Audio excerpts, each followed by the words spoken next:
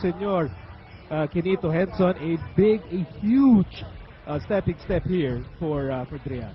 Oh, I think so. For Gian Francisco, he's one win away, Nico, from clinching a shot at the WBA Super Flyweight Championship, now held by Hugo Casares of Mexico. The Super Flyweight Championship has a weight limit of 115 pounds. At sa weigh-in, na ginanap sa 13 Points Hotel in Bangkok kahapon, both fighters tipped the scales at exactly 115 pounds. That is the Super Flyweight limit. Of course, si Drian, ang ating nakala pa, no, he did not have any problems meeting the weight. Si Teparit had to strip, and he had to strip completely para lang masigurado pasok siya dun sa weight during the weigh-in yesterday. Hindi naman siguro natakot si Drian nung nakita niya nakahubad si Teparit. Pero magandang laban ito because Teparit is not a pushover, definitely. He's rated number 4 by the WBA at meron din siyang title aspirations. Si Drian is the, as we were saying, the defending interim WBA champion and is undefeated. He has never been, he has never lost in a fight. At ang kanyang napakagandang record is 20 wins, no loss, and 1 draw with 60 knockouts. That works out to an 80% knockout rate. And Drian, of course, also notorious for not needing 12 rounds in winning his bouts. That's right. 80% of his wins coming by way of knockout. Pero si Teparit, he's younger. He's 5 years younger than Drian. His record is 15 wins and 2 losses with 10 knockouts, and that works out to about a 67% knockout rate. Ito na. Okay, bout is underway. Round number 1. Gian Francisco is wearing the trunks that carries the national colors. Yeah, the kulay ng ating Philippine flag. Teparit wearing what I believe are pink trunks, Quinito. Yes, to dazzle Gian Francisco, no doubt. Now, both of them are orthodox fighters. So both of them are right-handers. Which is strange because Drian is an orthodox fighter who's actually very unorthodox sa kanyang estilo. Exactly, very unconventional. Hindi mo mababasa kung saan nagagaling yung mga suntok ni Drian. That makes him a very unpredictable fighter. I think that is one reason why he has remained unbeaten because very difficult to read his style. So, naririnig nyo, no, may running commentary, no, yung live Thai panel dito sa Pechaburi, and there's Drian hitting a couple of body shots here kay Teparit. Both fighters are staying in the middle of the ring. Drian showing a little bit more movement, moving around. Well, he's a fighter who likes to start working early. He doesn't wait till the later rounds in order to get his punches in. Well, he did say in a text message that he wants to get this over and done with as soon as possible and not let the judges decide the outcome. Ito, sumusugod din yung Thailander. By the way, the third man in the ring is Rafael Ramos. We all know him to be the referee in the Manny Pacquiao-Joshua Crotty fight in March of last year.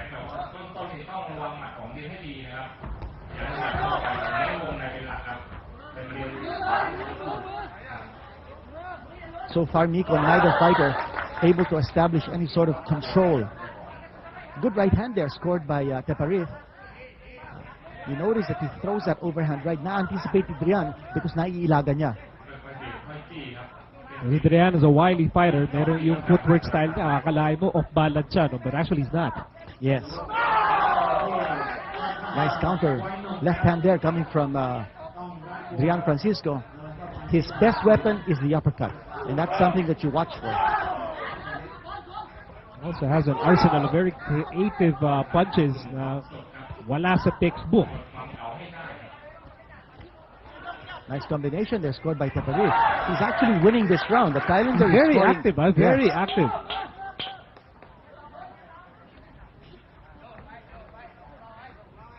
Left jabs of Drian coming in, but look at Drian. He has a tendency to bring down his left hand after shooting that left jab. So the end of round number 1 dito sa ating laban sa Pechaburi, Thailand.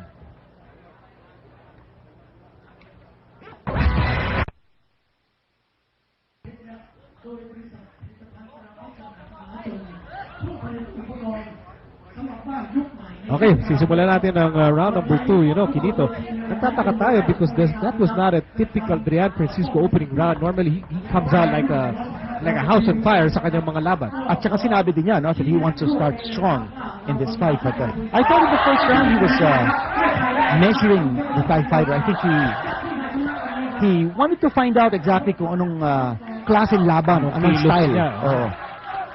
You know, he's a thinking fighter. So Drian Francisco, I'm sure he's thinking, what is the best style to be able to use against this Thai opponent who's coming forward. He's very aggressive. Kita natin had that body shot earlier. The big crowd here in Phetchaburi reacting. Thankfully, overcast ang panahon dito. Drian expecting scorching weather dito sa kanyang laban. That's why he was training tanghaling tapat sa Batangas in preparation for this fight. And talk about preparation, see Drian Francisco sparred 150 rounds in 10 weeks of training for this one, so he comes very well prepared. Ito, pumapasok na ngayon ang combinations ni Francisco and very wily moving away from Teparit. Oh, gets a left there. A left by Teparit connecting on the face of Drian. Well, Drian's defense moving back has not been too good. Natatamaan siya. No? As he moves back, he needs to be able to make sure that one of his hands is up there to protect his face. Again, Teparit is very aggressive, trying to pin Francisco into a corner. This is with that right, Teparit. Drian gets out of the corner. Francisco looking to counterpunch here, seeing that his opponent is aggressive and always coming forward. I think it's important that he gets busy. Nico, that left hand should be pumping for Francisco to set up the right hand. Right now, you might imagine yung impression ng ating tatlong husgado, Raul Caiz, Francisco Martinez, and Takeshi Shimakawa. Teparit is the more active fighter here. That's right. He's the busier fighter. Here's another punch coming from Teparit. Francisco coming in with the right hand. Francisco opening up here. A very close round. Almost done here, so round number 2. Drian trying to get this fight going towards the end of the second round. Oh, wild miss there. So the end of round 2.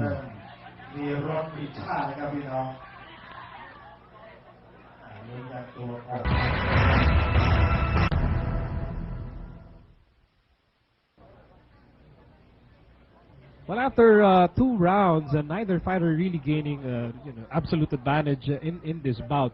Although ang napansin po natin sa mga unang bahagi ng laban, Teparit does not seem intimidated dito kay ating gitong kamao, Finito. Not at all. Siya nga pumapasok, no? But I thought it was a very closely fought second round. But towards the end of that round, Francisco had a flurry, and I thought he took the initiative of that round. So we'll give it to him. This fight is dead even right now. So let's see if Drian can pick up from where he left off dun sa dulo ng second round. As po ang ating laban, Phetchaburi, Thailand, 2 hours away from Bangkok. Mapapansin nyo, napanood nyo yung laban ni Drian with the Phuket Gym. Parang pareho yung scenario, pareho yung atmosphere of the fight. It's an out-of-town fight. That's right. It's an out-of-town fight, and it's outdoors. It's under the hot sun. I think there's going to be a canopy that we're not seeing. But kasi may konting shade over both these fighters. That's to protect them, I guess, from the scorching sun. You'll also notice that the crowd is reacting to every move that Terapit makes. Even if he doesn't score a punch, every time he throws, nagre-react yung crowd. So if you're a judge, you may be swayed by that kind of roar from the crowd. A highly animated hometown crowd para kay Singwancha.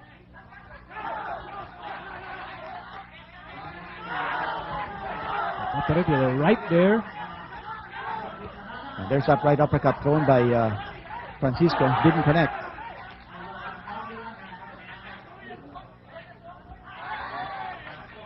Drian, isa pong ating WBA interim super flyweight champion.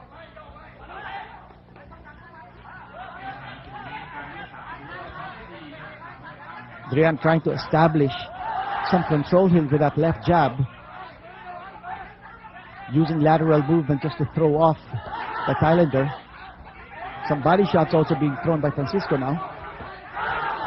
That's Adrian we know. Yeah. Yan ang Adrian Francisco na natutunan na nating mahalin. Here's a warning coming from referee Ramos about a low blow coming from Francisco. He was the recipient of several low blows dun sa kanyang laban with Cook and Jim. But ito maganda kay Adrian, no? The way he leans his body away from his opponent, and that's part of his defensive arsenal. There's a nice right uppercut thrown there by Francisco. Then he moves away. Hey! Adrian's down! Nice left hook coming from Teparit. Adrian quickly gets up, natamaan. Si Francisco, laking ngiti ni Teparit. Well, yun ang sinasabi natin kanina, no? The tendency of Gian Francisco to move away and not putting his hands up. At that time, as he moved away, tinamaan siya ng malaking left hand coming from Teparit. And, you know, if I'm not mistaken, that's the first time that Gian Francisco has been floored in a fight. It's normally the other way around, early in a fight. And Francisco trying to turn the tables very quickly here. But that's a 10-8 round. A knockdown score there by Teparit. So at the end of round 3, we'll be back with round number 4.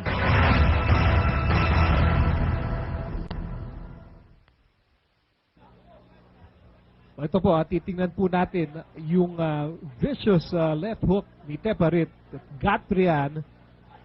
Ganito, you'll have something to say about Rian's defense here. That's right. We did notice in the previous round that yung tendency niya to back away, he's not putting up his defense, and nabasa yung kaagad ni Teparit. You watch it here in this replay. Makikita po natin yung left hand coming in from Teparit as the defense of Gian Francisco went down. And as a result, he got knocked down. A 10-8 round there for Teparit. Ito, actually salubong. He actually wasn't moving away.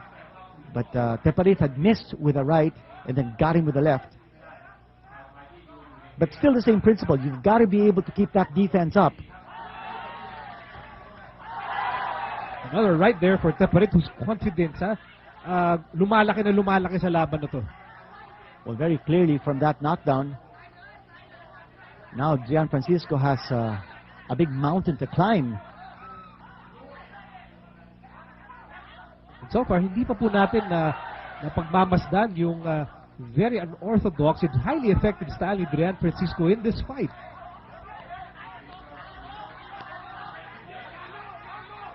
Well, now that we're in the 4th round, I haven't seen Gian Francisco hurt his opponent, and that's important. He needs to be able to throw that power and convince his opponent that he is a threat.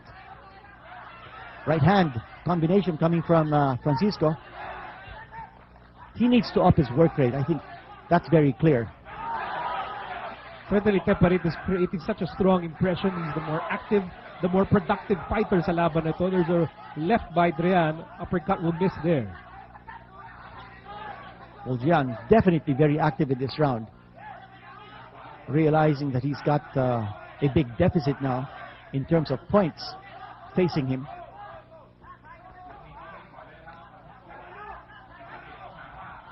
Tandaan po natin, Adrian is an undefeated fighter. And I think it's important that Rian throws those punches to open up the defense. So he's got to be able to set up the right hand. And there's another left thrown there by Teparit.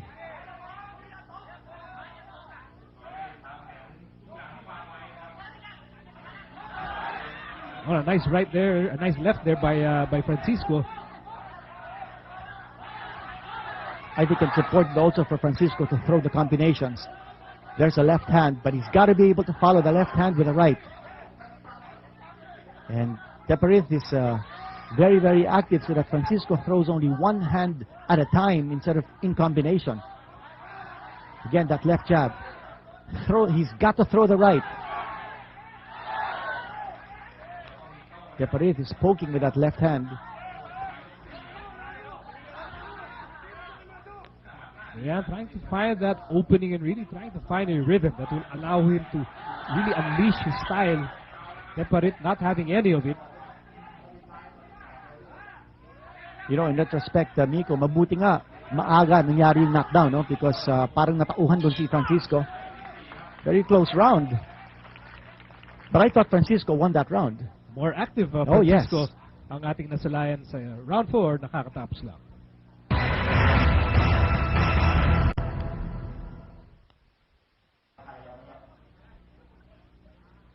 Well, there must be overwhelming concern now in the corner of Drian Francisco. Ang dami pong nakataya sa laban na ito, Kinito, for Drian. So much is at stake. That's right. So much is at stake, especially since he's the interim world champion. He's just one win away from clinching that crack at the world title. But, you know, this system of showing off the rounds with the round girls, bago to, ha? You don't see the girls prancing around the ring, distracting the fighters.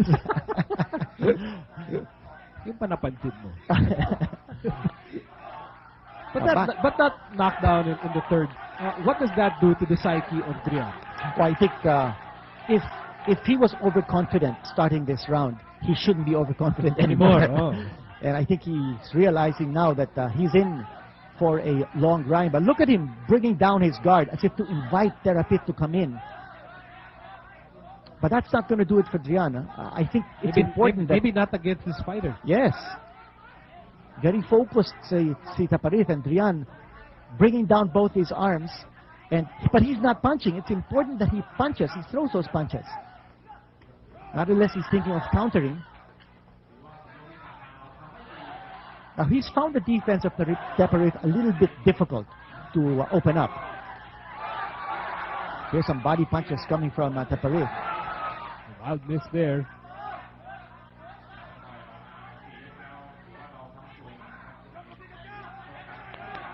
I see Drian's mouth a little bit open, so I don't know if he's gasping for air or if he's running out of gas, but we're just in the 5th round. I know that he's very well prepared for this fight, as we mentioned earlier, 10 weeks of training. Oh, primero kondisyon na dapat si Drian dito, the way he trained for this fight. He does have experience from that fight last year. Yes. Na lumaban din sa open air sa Thailand din, probinsya din, mainit. Mabuti nga overcast today. Right now, the weather is the least of his problems, and so is the heat. That's right. Well, in terms of being more active, Teparit actually has had 2 fights in this year. He fought just about a month ago, while si Francisco, the last time he fought was in November. By the way, that was a nice right hand coming from Francisco, all the way from the outside. Got him on the jaw.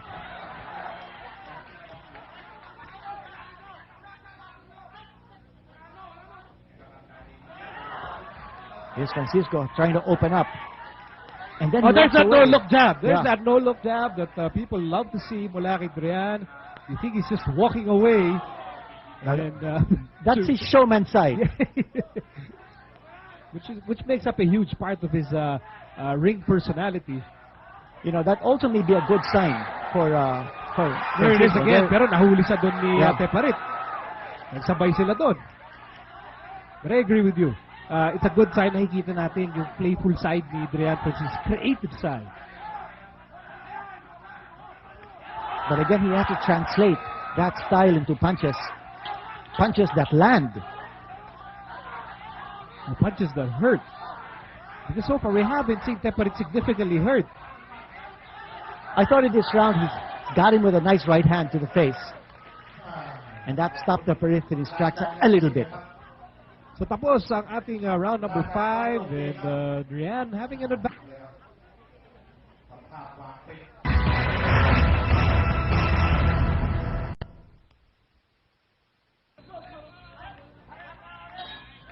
Round 6 about to start. We'll see some highlights from round number 5, Kinito. That was a left jab scored by Drian Francisco. Oh, that time he got hit with the left hand. It did not, it backfired. Yeah, it backfired. Yung no-look, He tried to do it again. It backfired. Would it be correct to say, as now we're watching the start of round 6 here, that Drian is somehow being forced to be more conventional in this bout? I think so. I think he's trying to distract his opponent by his antics. But I think Drian should be a little more focused on what he has to do inside the ring. He's got to throw those punches, he's got to throw combinations and stop his opponent in his tracks.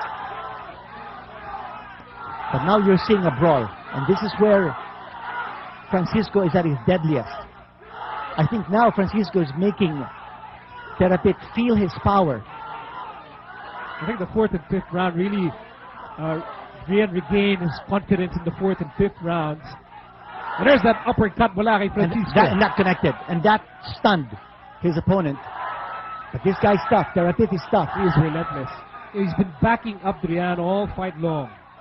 I think right now in this round, Drian is taking a stand.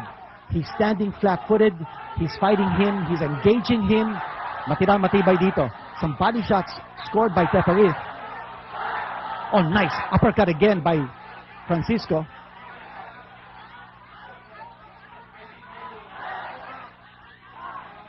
Oh, there's another uppercut mula kay Drian pero tinamaan din siya. Here's a Thailander pouring it on. Unleashing that combination there, much to the delight of this Pechaburi crowd.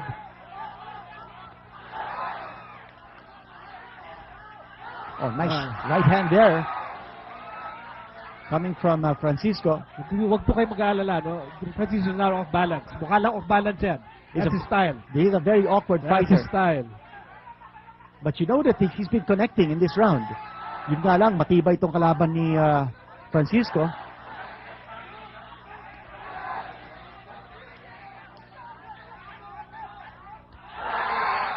Oh, low blow.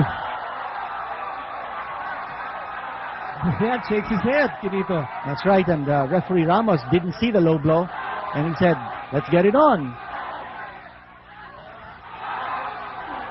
Here's another uppercut scored by Francisco, but I think the way this round is going, this is Terapit's round. And could be another knockdown. No, a slip. Brian quickly telling referee Ramos, dulas yan, dulas ako dyan. But it was a glancing blow that was scored by Teparit. Towards the end of round 6. Probably the best round in terms of exchanges from the fighters.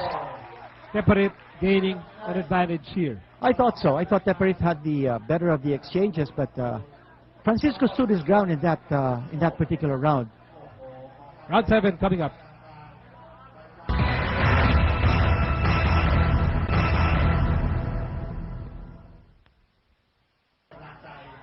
Well, kung ikahambing, oh, there's that low blow. Yan, oh, napanganga dun si Francisco. He got his fair share of low blows in his last fight. Yes, yes. And in this particular round, I thought that Terapit was scoring a lot of those low blows, particularly in the close exchanges. But I don't know what that round will mean for Francisco, because I thought he stood his ground. He wanted to engage, and he wanted to throw his power bombs. And yet, hindi niya napatumba si Teparit. So I don't know if the confidence level of Francisco has been shaken up. And there's that blow. That was clearly below the belt. And that was a miss. There's that glancing blow. And initially, it might look like a knockdown, but Francisco said, nadulas lang ako dun, ref. But ito yung sinasabi natin kanina, no? As Francisco moves away, he has a tendency to lower his guard, and nababasa yun ng kanyang kalaban. So he takes a step forward and throws a punch. And Francisco, being off balance, can get clipped, can go down. So he's got to be careful, a little bit more careful when he's backing away from his opponent. It's the pitfall of his unconventional style. Yes. But it's so painfully clear na itong kalaban po ni Drian Francisco, Teparit Singwancha, not a pushover. He's not intimidated. He's very relentless and keeps on pushing Drian back in this bout. Well, he's a very strong fighter. Matibay siya. And he's walking through those left jabs of Francisco. Not only that, he's been able to withstand some good right uppercuts in the previous round. Which is really Drian's weapon of choice. And the other thing is that Teparit has been concentrating a lot on the body. Oh, nice left hand there coming from Francisco.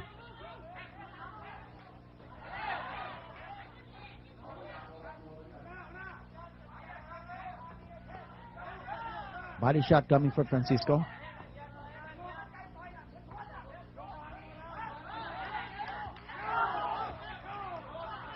Francisco waiting for that chance to really stagger itong si Teparit, which has not happened so far. Nice 1-2 there coming from Francisco, and before Teparit is able to unload, Francisco is gone. This is a good round for Francisco. He's been able to throw the left hand and then the right in combination.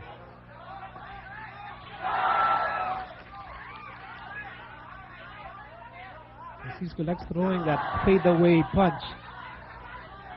Which, as we mentioned, marami siyang weapons sa kanyang arsenal that cannot be found in any boxing textbook. You know, the positive thing about this round is that Francisco is on his toes, and looks like Teparit is just fighting flat-footed now, moving forward.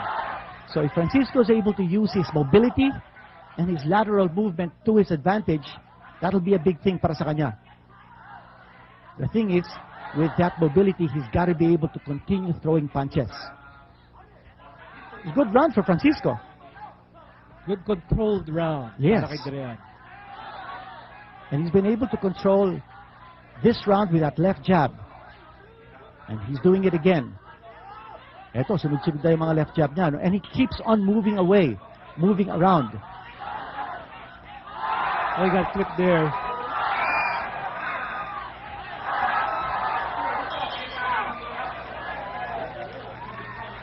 But Teparit scoring some punches late in this round, but Drian showing a lot of poise and a lot of control in round number 7.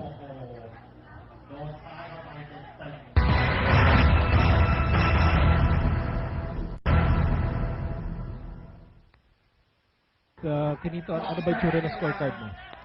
Well, looking at our scores, we have it dead even at 66 points apiece. And that's with Francisco gaining 4 rounds and Teparit 3 rounds, but of course he had that 10-8 round with a knockdown in the 3rd round. So this fight is up for grabs. Up for grabs, a precarious bout here. Just you know, sabi nila tune-up fight para kay Drian. It does not feel that way. He's in a test of attrition here. And right now, that cherished bout with Hugo Cazares so far from Francisco's mind. That's right. He's looking to survive. He's looking to win this fight. And this is a big test para sa kanya. That's why you had your anxieties heading into this bout, Kinito. Yes, I thought that there was a big risk taking this fight. He had won his previous fight in Thailand. But you know, there's such a thing as pushing your luck. But Francisco, very, very confident, thinking that as the interim champion, he could take on anyone. If he's looking for a title shot, he's got to prove himself the best among the contenders. This apparently was an invitation that was too good to pass up, to go back to Thailand. Thai boxing fans somehow fell in love as well with Drian's style. But si Teparit, I'm not in love with you. I'd love to knock you out. Nice shot there coming from Francisco.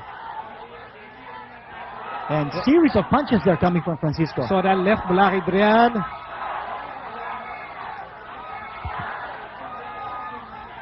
Action heating up here in round number 8. Another left mula kay Francisco.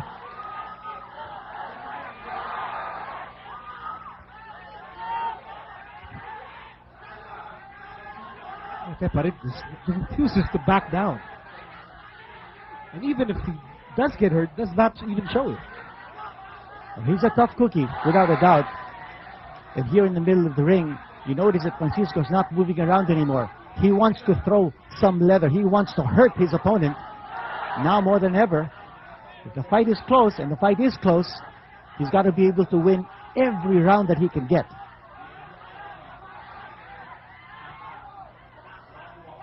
Almost done with round number 8. You know, that left hand of Teparit is also slowly going down. And that's a cue for Francisco to throw a nice right overhand. If he can do that, if he can throw a right straight, he'll find his target wide open for him. Ito, bumababa yung kaliwa ni Teparit.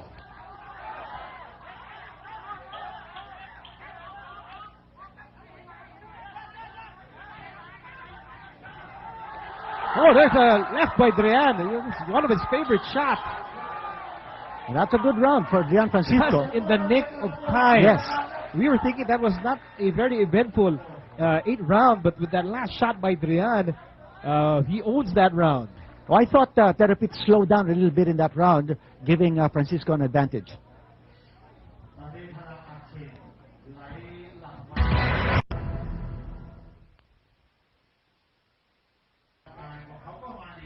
Kung gusto ni Adrian Francisco pagpatuloy ang kanyang pag-angat as WBA Interim Super Flyweight Champion, yan din ang pinagdadasal ng mga taga-Agoncillo, Batangas, ng mga taga-Sablayan, Occidental Mindoro, ng mga Filipino fight fans who have grown to love the very unorthodox style of Adrian, but that unorthodox style has been squelched in a way by this relentless Thai fighter, Teparit Singwancha. This is a severe challenge indeed for Adrian Francisco, but at this stage of the fight, we have him now ahead by 1 point. We've got 4 more rounds to go, including this one. Earlier, Miko, you described this as a test of attrition. I think so. The way this fight is going, matibay dito, the fighter that will have more gas in his tank down the stretch is going to have a major edge, because that means more energy and more shock in his punch.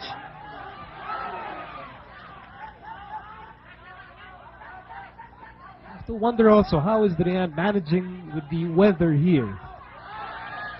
Remember, outdoors po, it is overcast, but you cannot question or you cannot underestimate the effect of the heat here. This is 2 hours away from Bangkok.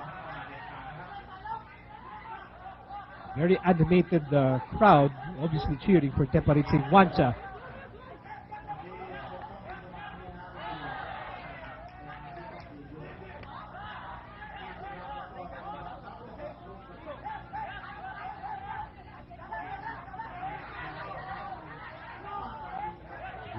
Very active pa rin ito si Teparit. I think he understands that in the last few rounds, iniwan siya ni Adrian.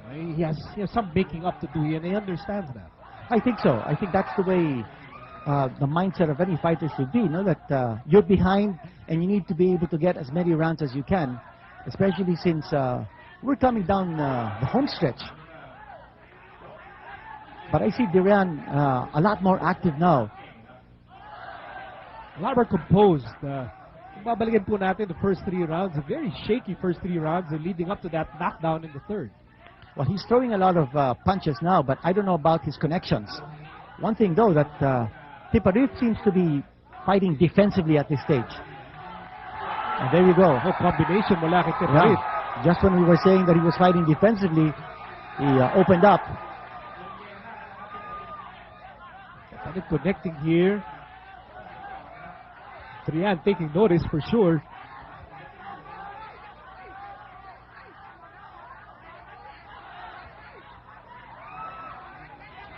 There's a no-look punch again. But the crowd suddenly behind the Thailander. Looks like Teparit is scoring the cleaner shots in this round. Nice shot, nice exchange of body shots to win. Round number 9. Teparit, more impressive in that 9th round.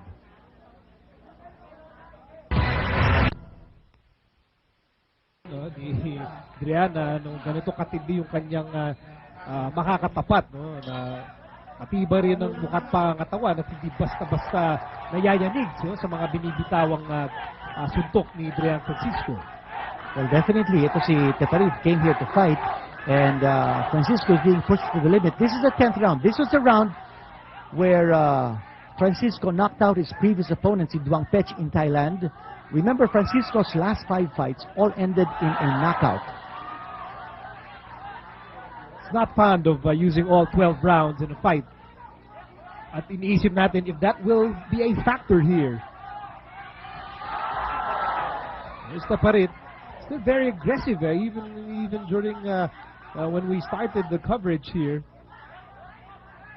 And remember, one man has been down in this fight. That was in the 3rd round when Teparit scored a knockdown and Francisco was given a mandatory 8 count. Pero agad naman tumayo si Adrian yes. sa knockdown na yun back in the 3rd.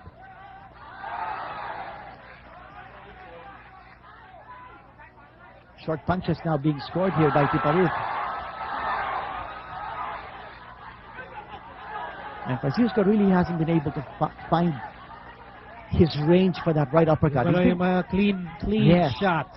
He connected back in the 6th round, I thought, or rather back in the 7th round, rather handily with that right uppercut when he stood his ground. But you can see, that has been lacking here with Rian Francisco.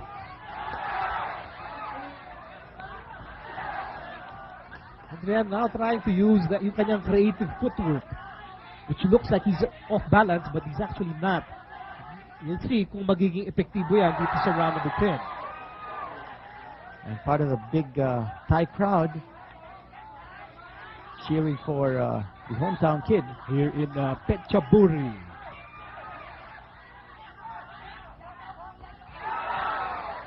And Tiparit actually has fought only once in Phetchaburi before in his career. That started in 2008.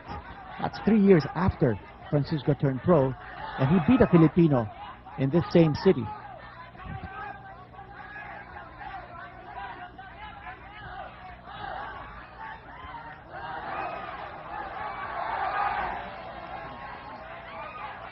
Some body blows mula kay Tiparit.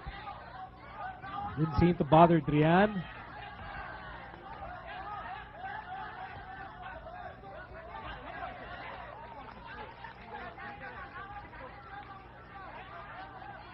And Tiparit looking a lot more energetic in this round. He's taking a fight with Francisco. Certainly is.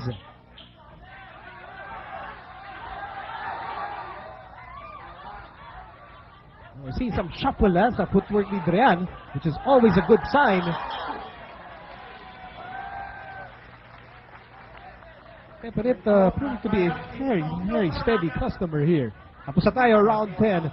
Round 11 coming up.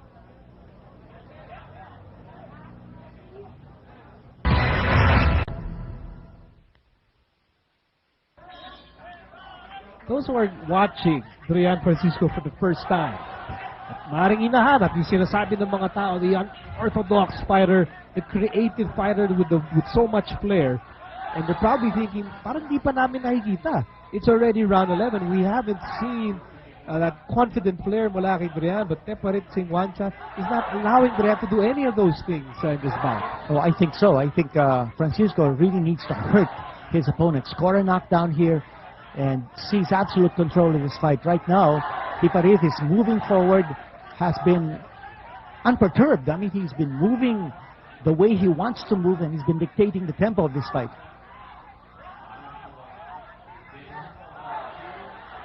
Penultimate round here, Tiparit still very confident. Drian saying, sige lang, I can take it. But this Phetchaburi crowd smelling good things para sa kanilang bata dito. Well, this could be an upset in the making right here. And for Drian Francisco, he is behind on points in our card, our unofficial card. But you know, it's a matter of taking a stand right here. And for Francisco, he badly needs a knockdown.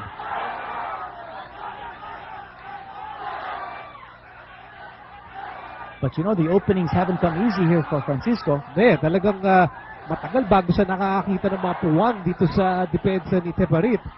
And that's because Tiparit has been on his chest. He's been, look at the way Tiparit has been fighting.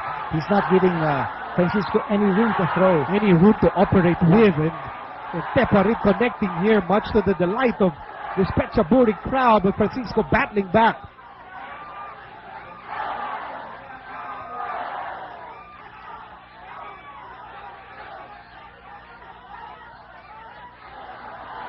I hate to say it, Quinito, but we're looking at Drian's face and we can sense that he's feeling the punishment here. I think so. I think he's also feeling a little bit of exhaustion in round number 11. And, you know, this Thai fighter is relentless. Look at him go. And we were talking earlier about this being a test of attrition. It looks like the Thailander has a little more gas in his tank at this stage.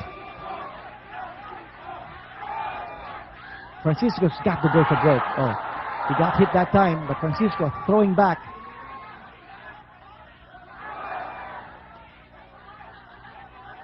nakaka-counter si Driano, pero nakakatanggap din siya ng mga combinations mula kay Teparit.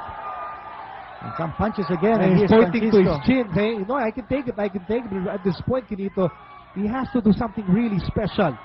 If we go to this cut, oh, there's an uppercut from Drian.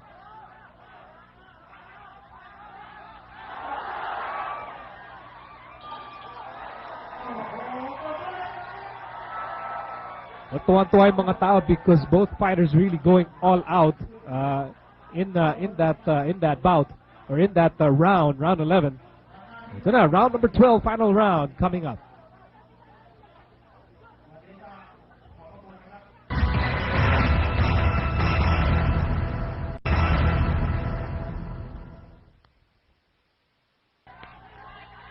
Itong mga eksena ng round 11 and Teparit really connecting here. Yes, si Drea Francisco showing heart, showing strength, telling Teparit, kaya ko yung mga suntok ko. The problem is, ang dami niya natanggap na suntok in that round 11. Well, there were rounds actually when Francisco was able to establish control with a left jab, and then he was throwing combinations, and he was able to find openings for his right uppercut. Pero walang consistency. And for me, look at the stamina factor here to the advantage of the Thailander. He's just all over Francisco. I think Drian needs a knockout to be able to save this fight. There's a concern about the body language of Drian. Whoops! Drian almost losing his balance there. A wild swing. And this fighter unrelenting, we're talking of Teparit. Look at him still moving forward. Just assaulting Drian. And it's not just here in round number 12. Wala pa nung round 1. He really established his style dito sa ating fight.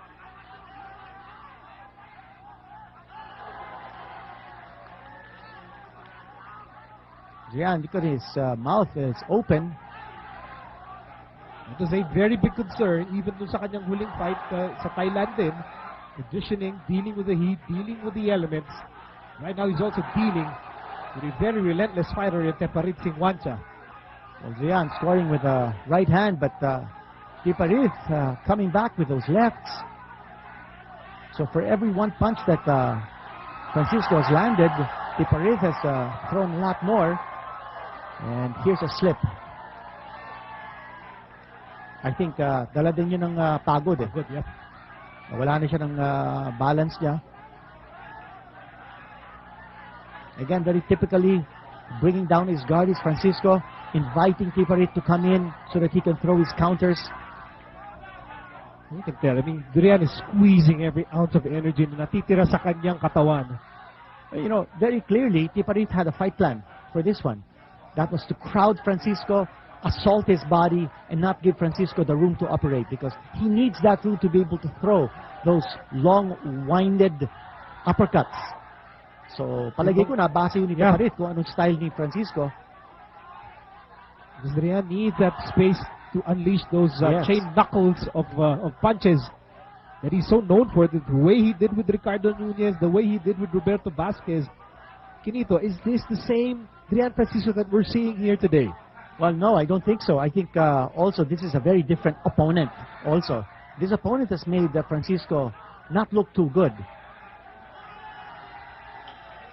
Drian again trying to unleash very unconventional punch. Oh, what was that? Well, Francisco moving in because Therapy thinking that the fight was over, and Francisco, there were still a few seconds left. So that's the end. That's the end of the fight. At aabangan natin ngayon ang husga ng ating judges, Raul Caiz from Los Angeles, Francisco Martinez from Auckland, New Zealand, and Takeshi Shimakawa of Japan. Drian Francisco, nakita natin yung kanyang body language towards the end. Medyo nadudulas-dulas na kinito. So very anxious moments here para sa ating WBA Interim Super Flyweight Champion. Ito sana ang kanyang pamamaraan para makabit na yung kanyang inaasam na laban with Hugo Cazares. But Teparit looked solid here today. He did. You know, the problem here is that because of the language barrier, We may not be able to find out the exact scores of the judges. We know the 3 judges who they are, no?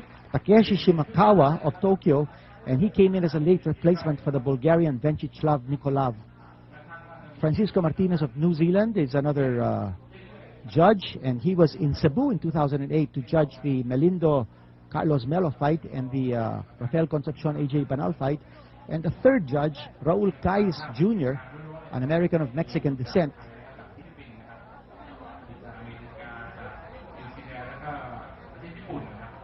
Close fight, despite the fact that there were instances where Tiparit appeared to be in control towards the end.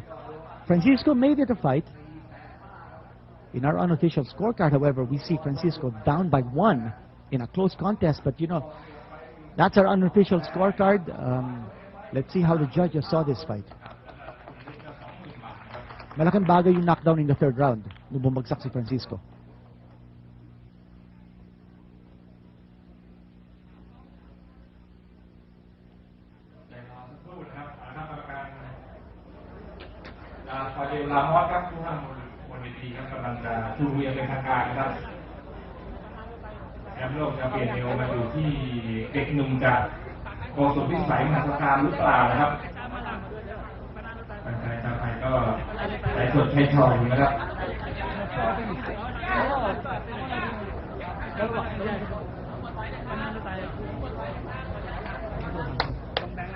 A lot of suspense now building up. We hear some of the cornermen of Gian Francisco saying, "Panalo tayo." Let's hope. เป็นผลของการให้คะแนนจากกรรมการทั้ง 3 ท่าน กรรมการลาอุนไครส์จูเนียร์ให้เทพฤทธิ์114 คะแนน ให้เดียนฟรานซิสโก113 คะแนน กรรมการฟรานซิสโกมาร์ติเนสให้เทพฤทธิ์114 คะแนน ให้ฟรานซิสโก113 คะแนน กรรมการทาเคชิชิมากาวะให้เทพฤทธิ์117 คะแนน ให้ฟรานซิสโก111 คะแนน เทพฤทธิ์ชนะคะแนนอย่างเป็นเอกฉันท์ครับ And here we have it declared the winner of this fight, Tiparit, a winner by unanimous decision. Well, again, in our unofficial scorecard, we see we had Tiparit winning by a count of 114 to 113 over Francisco. A tough loss to take for Gian Francisco, especially since he was just a win away from clinching a world title shot. But because this fight was close, Nico, I think this calls for a rematch. And if Hugo Casares continues to elude or evade his challengers, I don't know, maybe this might even be a blessing in disguise. Maybe Casares now will not be so afraid of Francisco and might actually agree. And say, okay, if Francisco wants to fight me, let's fight him because he's coming off a loss. But a winner has been declared here, and the Thailander scoring an upset over Gian Francisco. คุณนฤทธิ์สิงห์วังชาครับ รางวัลพิเศษอีก 20,000 บาทครับ So jubilant Tiparit Sangwancha, making his countrymen so happy dito sa Phetchaburi. Samantalang tayo naman po ay obviously we are disappointed dahil Gian Francisco, so many people excited over his rise, yung kanyang estilo, but here in Phetchaburi it just did not pan out that way, Kinito. Well, the way things worked out, it appeared that Tiparit had a fight plan, really geared to diffuse the talents of Gian Francisco. And Francisco trying to rely on the power that really never came because the openings were hardly there for him. So once again, Tiparit Singwangcha of Thailand defeating our very own Gian Francisco by unanimous decision. And we thank you for joining our special boxing coverage.